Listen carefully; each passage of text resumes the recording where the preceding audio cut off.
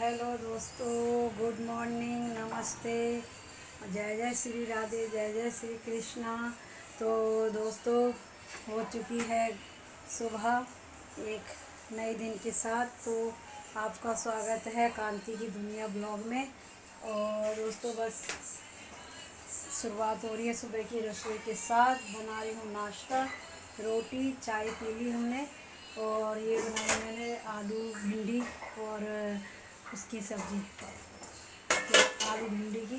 और दोस्तों, बस ये बन रही है रोटी और मैंने ब्लॉग बनाया। अब चाय मैंने पी ली है और थोड़ा सा आज गर्मी है, बारिश वाला बहुत मौसम हो रहा है, बारिश आने को हो रही है बहुत तेज़। और आज देखती हूँ जाना भी है शिव महापुराण कथा।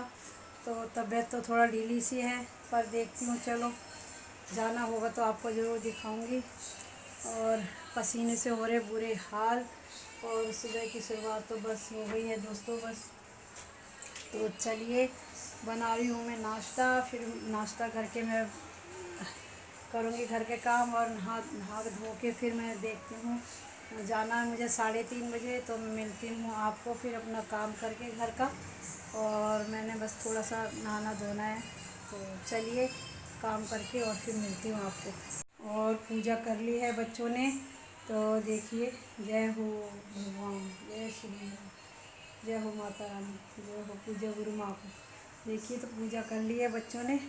और बस चलिए दोस्तों, मेरे को आ रहा बहुत पसीना और अभी भी जुकाम लग गया दोबारा। फिर देखती हूँ, अब तबीयत तो ऐसे ही लग रही है। फिर चलिए मिलती हूँ आपको मैं फटाफट काम करके। तो हेलो दोस्तों, हो गई मैं तैयार और मैंने कर ली है पूजा। और दोस्तों, बस चलिए, देखिए, कर ली है पूजा पाठ और मैं हो गई हूँ तैयार अब शिव महापुराण कथा जाने के लिए। तो चलिए, आपको ले चलती हूँ ब्लॉग के माध्यम से शिव महापुराण कथा। तो यहाँ पे, तो चलिए दोस्तों, हो गया था नहाना धोना और मैंने कर ली है पूजा। और चलिए अब चलते हैं शिव महापुराण कथा। तो मैं जा रही हूँ आज शिव महापुराण कथा भ्रू माँ की वाणी से सुनने। और आपको भी ले चलती हूँ, अब आप भी चलिए ब्लॉग के माध्यम से शिव महापुराण कथा सुनने। और आप ब्लॉग के माध्यम से आप भी कथा को सुनना। तो मैं जा रही हूँ आज माथा टेकने, तो बने रहना मेरे साथ ब्लॉग में। और जो भी कुछ होगा आपको दिखाती रहूँगी शिव महापुराण कथा का। आपको मैं जो भी कथा होगी आपको ब्लॉग के माध्यम से दिखाती रहूँगी और आप भी आनंद लेना और मैं भी आनंद लूँगी। तो चलिए चलते हैं शिव महापुराण कथा।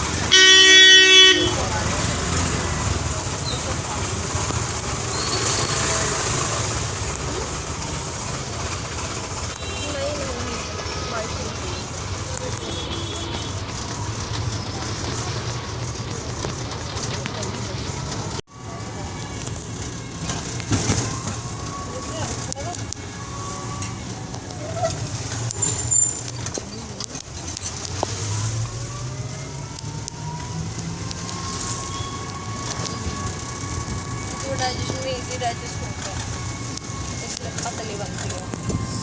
कोई जी डाइजेस्ट नहीं होता है।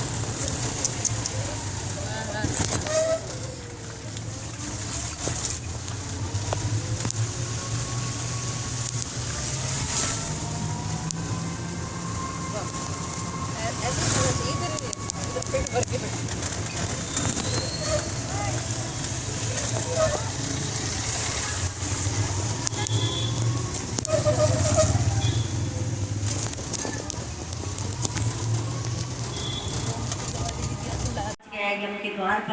यम के द्वार पर पहुंचने के बाद वहाँ शिव जी के गण आए। शिव जी के गण कैसे हैं?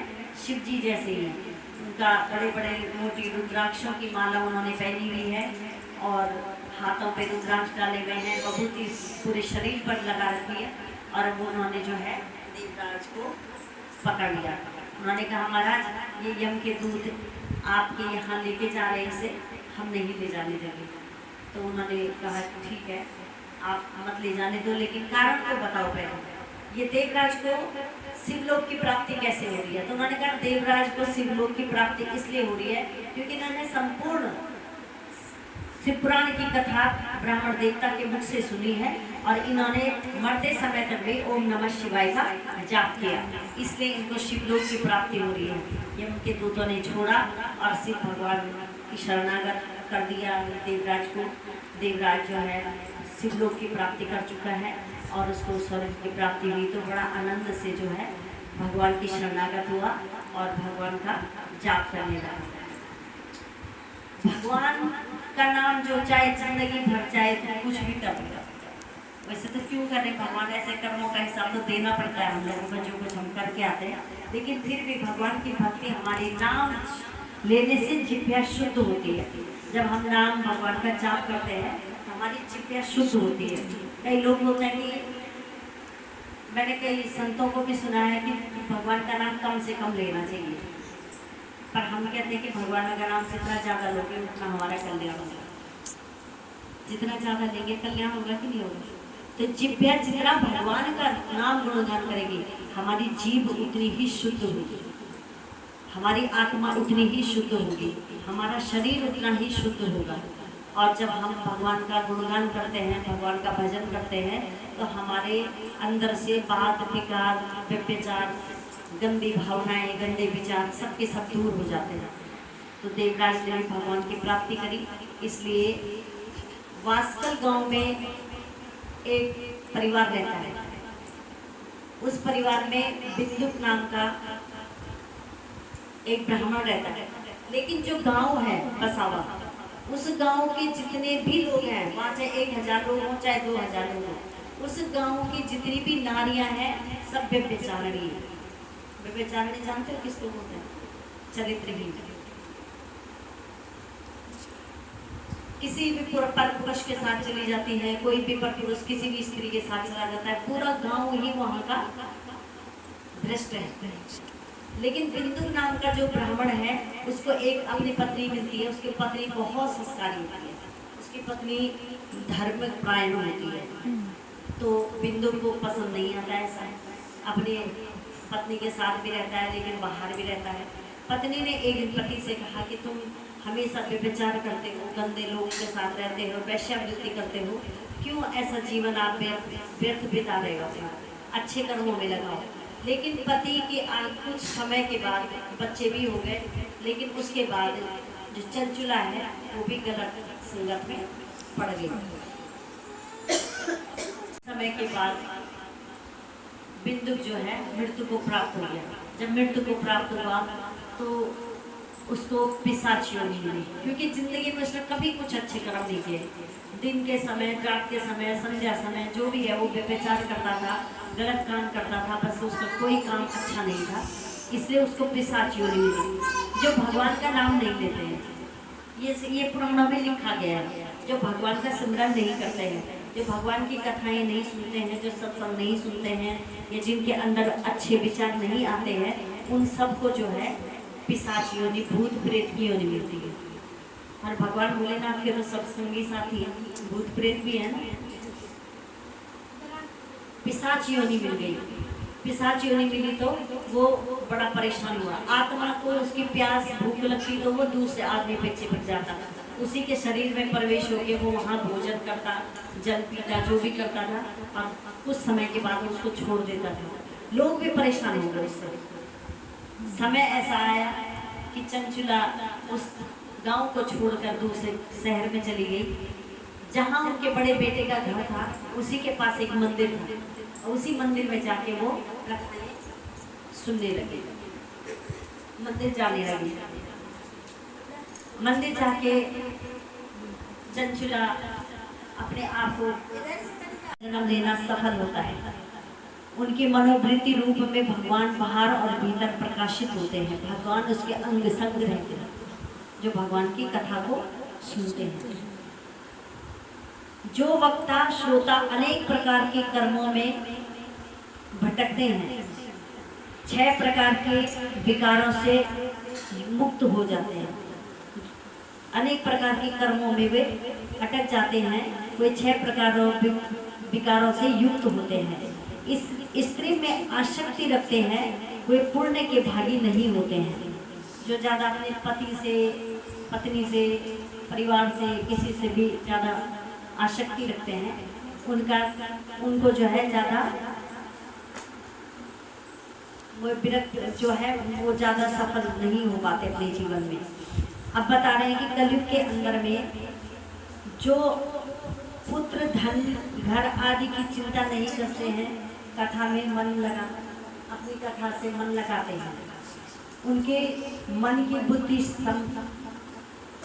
शुद्ध और फल की प्राप्ति होती है। अब ये बता रहे हैं कि कलयुग के अंदर में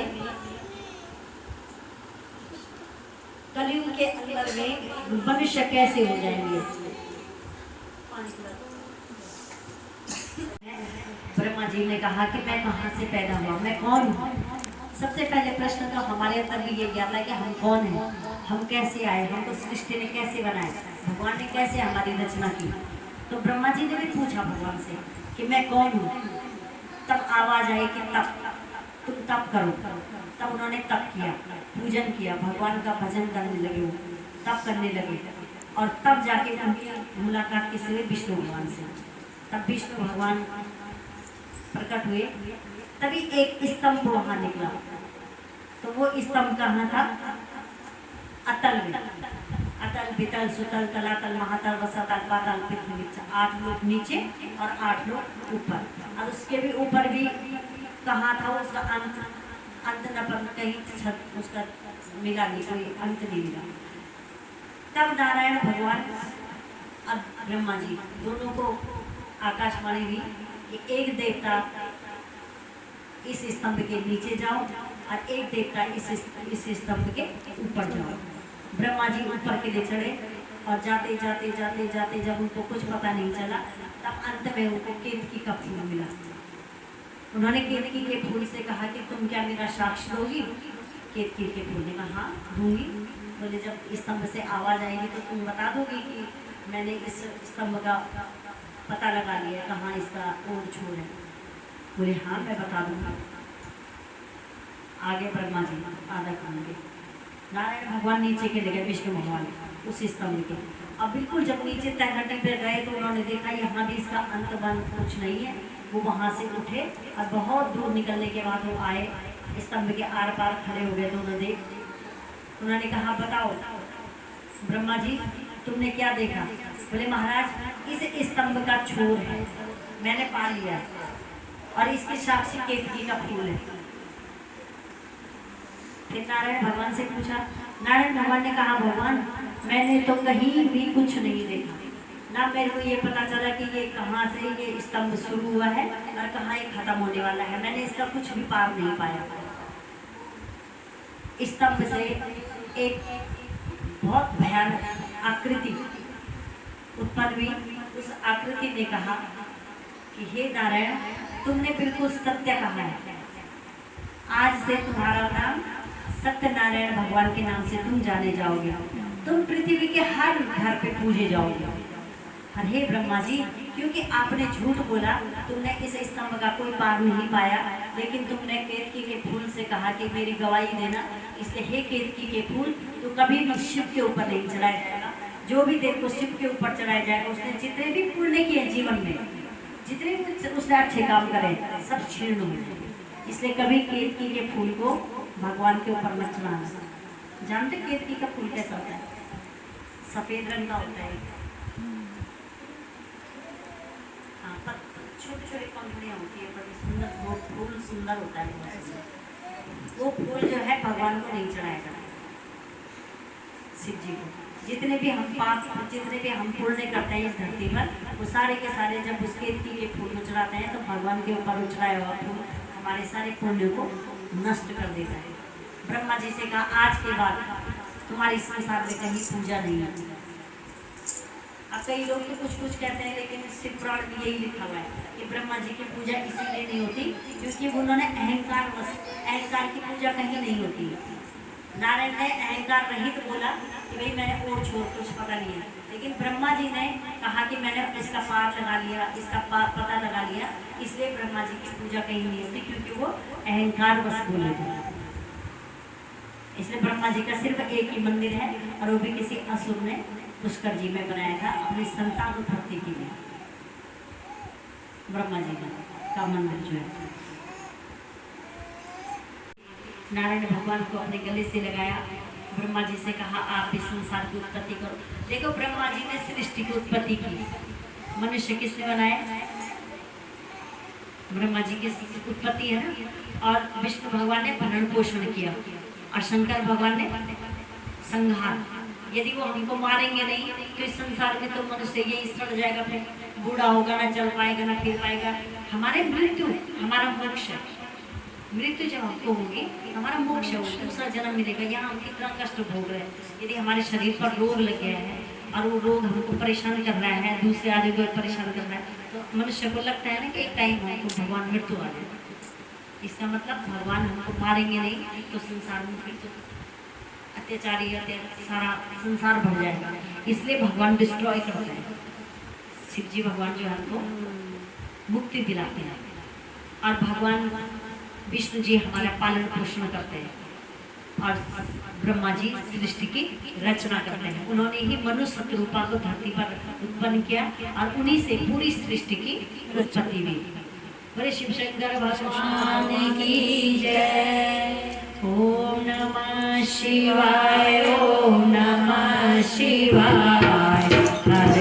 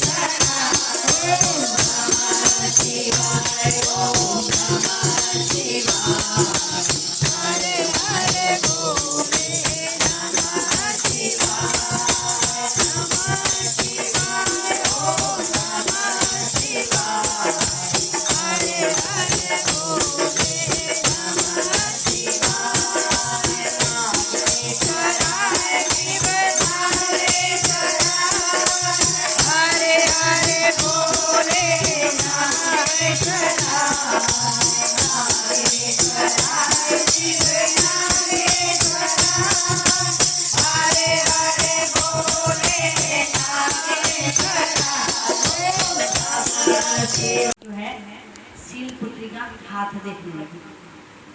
जब हाथ देखने लगे शीलनिधि की पुत्री का, तो श्रीमती का हाथ रखते ही हाथ में बोले महाराज इन तुम्हारी जो पुत्री है वो बहुत भाग्यशाली है, इनके भाग्य में जो पति है वो बहुत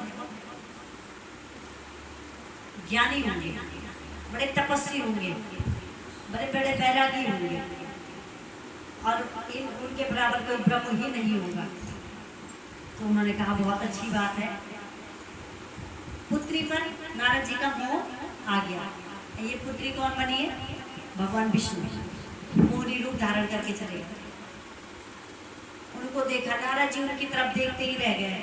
सील निधि ने कहा भाई क्या देख रहे हो मेरी पुत्री की तरफ, स्वयंवर रचाएंगे तो रचाकर जब स्वयंवर में तुमको देखेंगे तो तुम्हारे गले में जय माला डाल देंगे। तो नारद ने सोचा कि क्यों ना मैं भगवान विष्णु के पास जाऊं और उनसे कहूं कि महाराज मुझे ऐसा मुझे रूप दे दे, अपना ही रूप मुझे दे दे ताकि मुझे जो है श्रीमती पसंद कर ले और मैं उनके साथ में विवाह कर लूं। नारद जी के पास जाकर नारद जी ने कहा, हे प्रभु आप जो मेरा हित हो, जिसमें मेरा हित हो, मुझे ऐसा रूप दे दीजिए, मुझे हरि रूप दीजिए। नारद जी को कहा, तथास्तु, तुम्हें हरि रूप मिलेगी, तुम चिंता ना करो, जाओ स्वयंवर में। जब स्वयंवर में आए तो वही शिव जी के 2 गण भी बैठे हुए थे और जब नारद जी आए तो औरों को सबको नारद जी ही दिखाई दिए, लेकिन जब नारद जी ने उनको देखा, नारद जी जब रूप लेकर आए तो जो 2 शिव जी के गण थे उनको ही सिर्फ वानर रूप में दिखाई दिया, उन्हीं 2 को दिखाई दिए, बाकी जितने बैठे हुए थे सब तो ये हंसा दी उनके ऊपर। नारद जी जब वहाँ आए सुंदर माला वाला धारण करके पीताम्बरी पहन के तो वहाँ वो आराम से बैठ गए। सिर्फ शिव जी के गणों ने देखा, बोले बानर आ गया स्वयंवर में। जब सील निधि की पुत्री बरमाला लेकर हाथ में आई तो उसने जाकर, बहुत सारे ऋषि मुनि बैठे थे, राजा महाराजा बैठे हुए थे उस योग माया में, और उसी को लेकर जो है माला लेकर आगे गए। माला जाकर जो है नारायण के गले में श्रीमती जी ने डाल दी। जब नारायण भगवान आए, जब नारायण भगवान के गले में जय माला पड़ी तो नारद जी को बड़ा विषाद हुआ। नारद जी ने कहा, मेरे गले में क्यों नहीं डाली, मैं तो भगवान से उनका रूप मांग के आया था। शिव जी के गण नजदीक में बैठे हुए थे, वो बड़े जोर से हंसे और उन्होंने कहा, अरे तुम तो बानर रूप हो, तुम्हारे गले में क्यों डालती हूँ जय माला, वो साक्षात देवी है। नारद जी ने कहा, सच। गंगा जी के किनारे गए, विचरण कर रहे थे, अचानक पानी में दृष्टि पड़ी और दृष्टि में देखा कि मेरा मुख तो बानर जैसे बना दिया, और भगवान नारायण को जितनी गाली देनी थी दे दी। भगवान नारायण को गाली देने दी, तुमसे मैंने हरि रूप मांगा, परमात्मा का तुमसे तुम्हारा रूप मांगा था मैंने। तो नारायण भगवान ने कहा, रूप मेरा मांगा था, पर ये भी तो कहा था कि वही काम करना जो मेरे हित में हो, ये भी तो कहा था, तुम्हारे हित की ही मैंने तुमको रूप दिया है।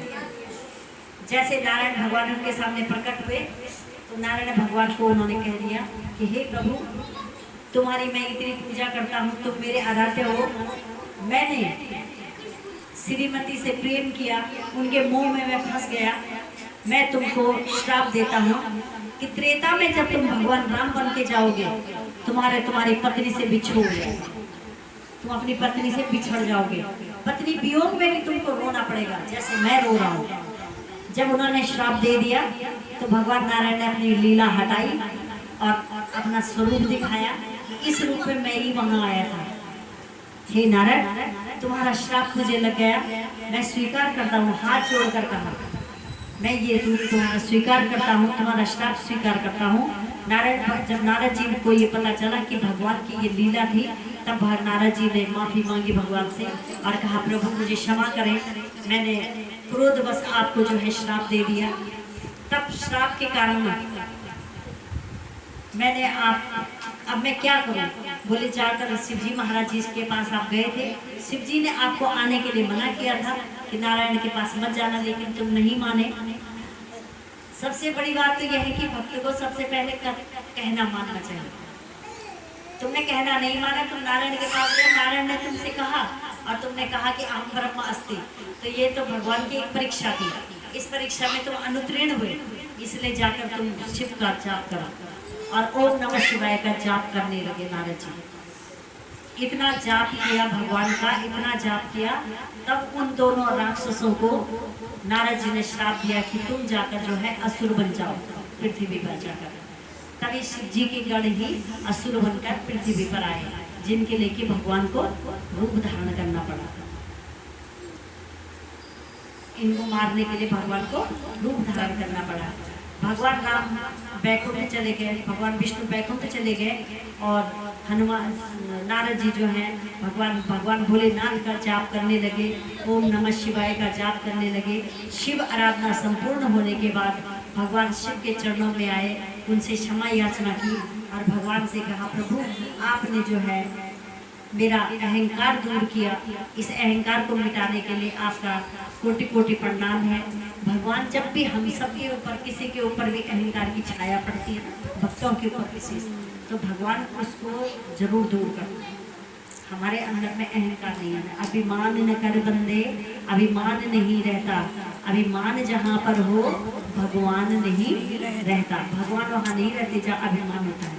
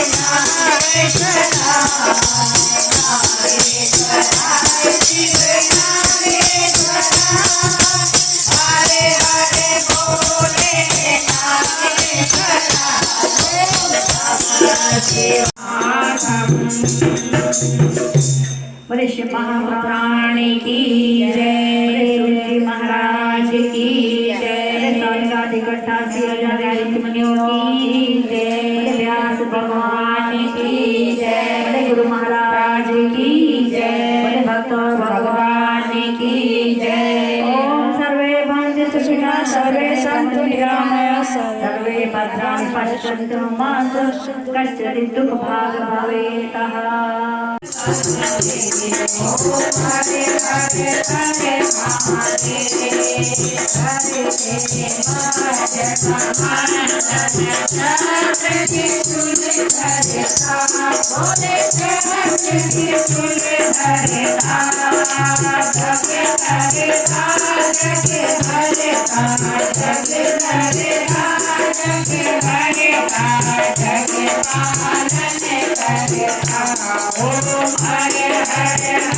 धर्म की जय, अधर्म का नाश हो, प्राणियों में सद्भावना हो, सद्भजन सत्संग का प्रचार हो। गौ माता की जय हो, भारत माता की जय हो, भारत के जवानों की जय हो, भारत के शहीदों की जय हो, भारत माता की जय हो, भक्त और भगवान की जय हो। हर हर महादेव, हर हर महादेव, हर हर महादेव।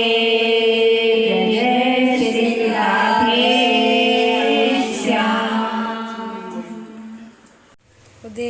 दोस्तों, मैं बना रही हूँ नमकीन चावल, क्योंकि कुछ भी मन नहीं है खाने का। ऐसी मौसम हो रहा है ना, और तबीयत भी ठीक नहीं है सबकी। तो ये मैंने प्लेन चावल बनाए। तो ये मैं बना रही हूँ पुलाव प्लेन चावल, है ना, नमकीन प्लेन चावल बिना हल्दी वाले। तो देखिए, और बाकी ये देखो सब्ज़ी बनाई थी ना सुबह, ये पड़ी हुई है, देखो भिंडी आलू और की सब्ज़ी ये पड़ी है। तो चलिए दोस्तों, फिर मिलती हूँ आपको। चावल बस बनने ही वाले, थोड़े से और रखने 5 मिनट, फिर बन जाएंगे। तो चलिए मिलते हैं आपको बनाने के बाद।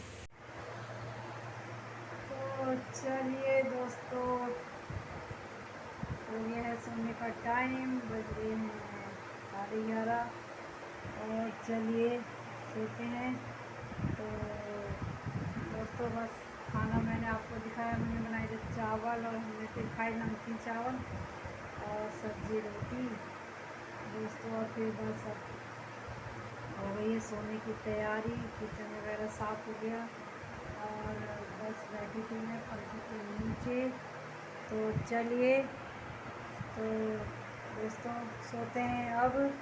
तो आपको अगर मेरा आज का ब्लॉग अच्छा लगा हो तो ब्लॉग को लाइक शेयर सब्सक्राइब ज़रूर करें, और बेल आइकन को ज़रूर दबाएं, और दोस्तों का शेयर ज़रूर करें। और दोस्तों, अगर आपको आज जो शिव महापुराण कथा मैंने आपको ब्लॉग के माध्यम से दिखाई, गुरु माँ की वाणी से जो कथा हमने सुनी, आपको कैसी लगी ज़रूर बताना। और अब आगे और अगले दिन आपको फिर मैं ब्लॉग के माध्यम से ले चलूँगी शिव महापुराण कथा दूसरे दिन। तो चलिए दोस्तों, मिलते हैं आपको कल। जय जय श्री राधे, जय जय श्री कृष्णा। खुश रहो, स्वस्थ रहो, मस्त रहो, यही हृदय से मनोकामना है। शुभ रात्रि।